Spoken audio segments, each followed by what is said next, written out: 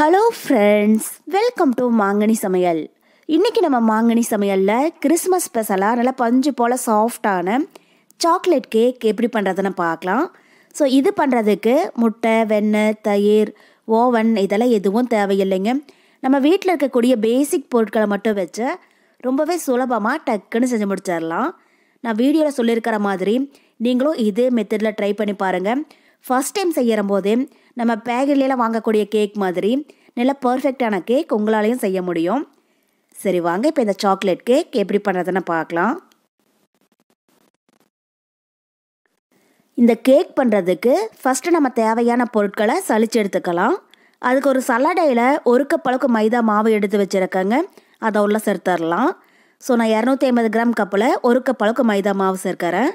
இப்போ இது கூடவே 1/4 கப் அளவுக்கு கொக்கோ பவுடர், 1 டீஸ்பூன் அளவுக்கு பேக்கிங் பவுடர், அப்புறம் 1/2 டீஸ்பூன் அளவுக்கு பேக்கிங் சோடா சேர்த்துடலாம். சேர்த்துட்டு இப்போ இதை நல்லா சலிச்சு எடுத்துக்கோங்க.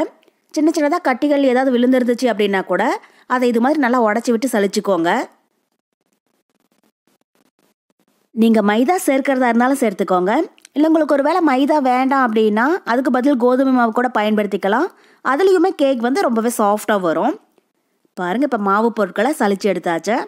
இப்போ ஒரு ஸ்பேட்சுலா வச்சு அதை நல்லா கலந்து விட்டுருங்க. அப்போ தான் எல்லா பொருளுமே நல்லா ஈவனாக மிக்ஸ் ஆகும். அவ்வளோதான், இப்போ கேக் மாவு ரெடி ஆகிடுச்சு. இப்போ இது ஒரு ஓரமாக இருக்கட்டும். இப்போ அடுத்தது ஒரு மிக்சிங் பவுலில் 1/2 கப் அளவுக்கு பால் சேர்த்துடலாம். பால் ரூம் டெம்பரேச்சரில் இருக்கிற மாதிரி பார்த்துக்கோங்க. அதே மாதிரி காய்ச்சின பால் இல்லைன்னா காய்ச்சாத பால் ரெண்டும் எது வேணாலும் பயன்படுத்திக்கலாம். இப்போ இது கூடவே 1 கப் அளவுக்கு பொடிச்ச சர்க்கரை சேர்த்துட்டு இப்போ ஒரு விஸ்க் வச்சு இதை நல்லா கலந்து விட்டுருங்க. சர்க்கரையை முழுசாக சேர்க்க வேண்டாம், நல்லா பவுடர் பண்ணிவிட்டு அதுக்கப்புறமா 1 கப் அளவுக்கு கலந்து சேர்த்துக்கோங்க. இனிப்பு கரெக்டாக இருக்கும். பாருங்கள், இப்போ சர்க்கரை நல்லா கரைஞ்சிடுச்சு. இந்த மாதிரி நல்லா கரைஞ்சி வந்ததுக்கப்புறமா இது கூட 1/4 கப் அளவுக்கு ரீஃபைண்ட் ஆயில் சேர்த்துடலாம். ஃப்ளேவர்லெஸ் ஆயில் எது வேணாலும் பயன்படுத்திக்கோங்க. நான் சன்ஃப்ளவர் ஆயில் சேர்க்கிறேன்.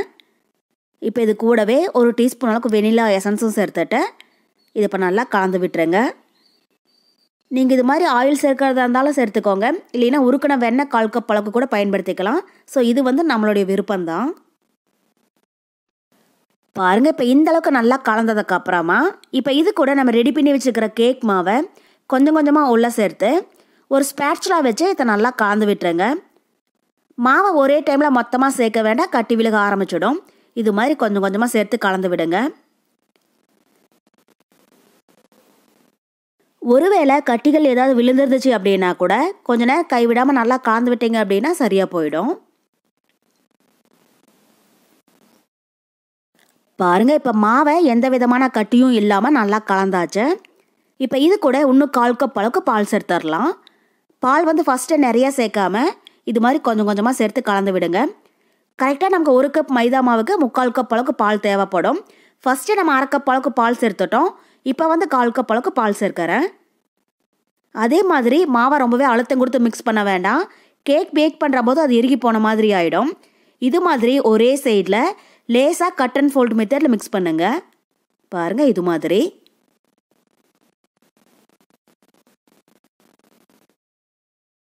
பாருங்கள், இப்போ மாவை நல்லா கலந்தாச்சு.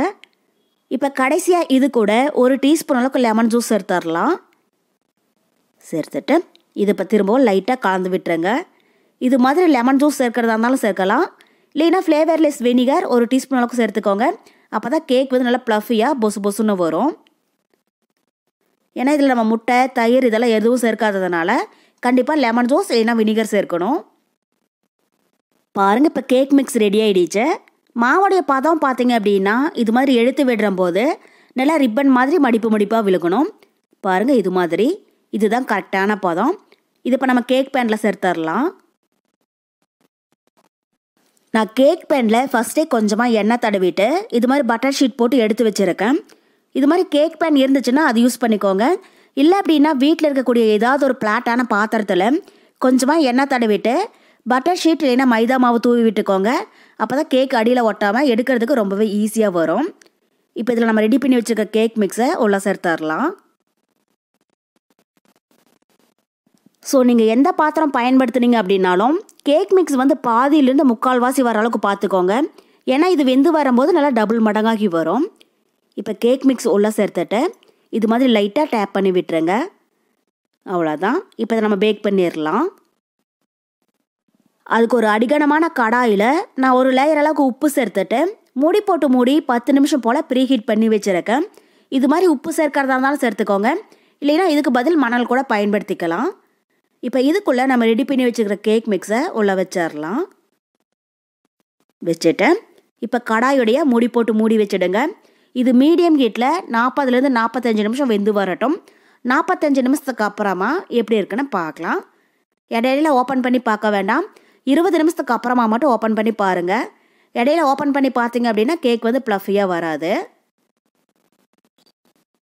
பாருங்கள், இப்போ ஒரு 20 நிமிஷம் போல் ஆகிடுச்சு. கேக் வந்து பாதி அளவுக்கு வெந்து வந்திருக்கு. இப்போ இதுக்கு மேலே அலங்காரத்துக்காக கொஞ்சமாக பாதாம் பருப்பு கட் பண்ணி வச்சுருக்கேன். அதை உள்ளே வச்சிடலாம். ஃபஸ்ட்டே பாதாம் இல்லைன்னா பிஸ்தா சேர்த்தோம் அப்படின்னா இது வேக்கிற போது அடியில் போய் தங்கிடும். இது மாதிரி பாதி அளவுக்கு வெந்ததுக்கப்புறமா சேர்த்துக்கோங்க. அப்போ தான் மேலேயே அப்படியே இருக்கும். இது வந்து சும்மா ஒரு அலங்காரத்துக்காக தான். நீங்கள் விருப்பப்பட்டால் சேர்த்துக்கோங்க, இல்லைனாலும் பரவாயில்லை. இப்போ திரும்பவும் கடாயுடைய மூடி போட்டு மூடி வச்சிடலாம்.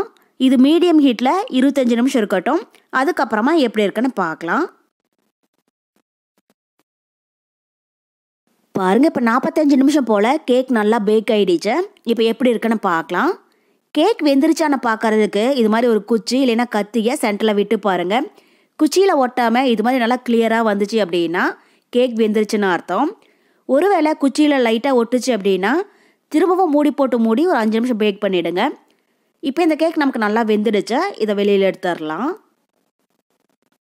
இப்போ இந்த கேக் முழுமையாக ஆறட்டும். ஆறினதுக்கப்புறமா இதை வேற ஒரு பிளேட்டுக்கு மாற்றிடலாம். இப்போ கேக் நல்லா ஆறிடுச்சு. நீங்களே பாருங்கள் எவ்வளோ நல்லா சாஃப்டாக வந்திருக்கு அப்படின்ட்டு. இப்போ ஒரு கத்தி வச்சு இது மாதிரி ஓரங்களை எடுத்து விட்டுருங்க. அப்போ தான் கேக் வந்து வெளியில் எடுக்கிறதுக்கு ரொம்பவே ஈஸியாக வரும். இப்போ மேலே ஒரு பிளேட்டை கவிழ்த்திட்டு இதை பொறுமையாக திருப்பி விட்டுறலாம். இப்போ லைட்டாக டேப் பண்ணிவிட்டு மேலே இருக்கிற கேக் பேனையும் பட்டர் ஷீட்டையும் ரிமூவ் பண்ணிவிடுங்க. பாருங்கள் கேக் எவ்வளோ அழகாக டிமோல்ட் ஆகி வந்திருக்கு அப்படின்ட்டு. இதில் நம்ம வெண்ணெய், தயிர், முட்டை இதெல்லாம் எதுவும் இல்லாமலே கேக் வந்து இந்தளவுக்கு ரொம்பவே சாஃப்டாக வந்திருக்கு. நீங்களே பாருங்கள் கேக் எவ்வளோ நல்லா சாஃப்டாக இருக்குது அப்படின்ட்டு. இதுக்கு மேலே நீங்கள் விருப்பப்பட்டால் விப்பிங் க்ரீம் போட்டு டெக்கரேட் பண்ணுறதா இருந்தாலும் பண்ணிக்கலாம். நம்ம பேக்கரியிலலாம் வாங்கக்கூடிய கேக் மாதிரியே இருக்கும். நான் வந்து அதெல்லாம் எதுவும் செய்யலை, ப்ளைன் கேக்காக தான் செஞ்சுருக்கேன். இப்போ இந்த கேக்கை நம்ம கட் பண்ணிடலாம். பாருங்கள், நம்ம கேக் உள்ளேயும் நல்லா சாஃப்டாக வெந்து நல்லா புசு புசுன்னு ஸ்பாஞ்சியாக வந்திருக்கு. ஸோ கண்டிப்பாக நீங்களும் நான் சொல்லியிருக்கிற இதே மெத்தடில் இதே அளவுகளோட இந்த சாக்லேட் கேக் செஞ்சு பார்த்துட்டு எப்படி இருக்குன்னு கமெண்ட் பாக்ஸில் சொல்லுங்கள். என்னுடைய இந்த ரெசிபி வீடியோ உங்களுக்கு பிடிச்சிருந்தா லைக் பண்ணுங்கள், உங்கள் ஃப்ரெண்ட்ஸுங்க கூடயும் நிறைய ஷேர் பண்ணுங்கள். மறக்காமல் மாங்கனி சமையலுக்கு சப்ஸ்கிரைப் பண்ணுங்கள். நன்றி.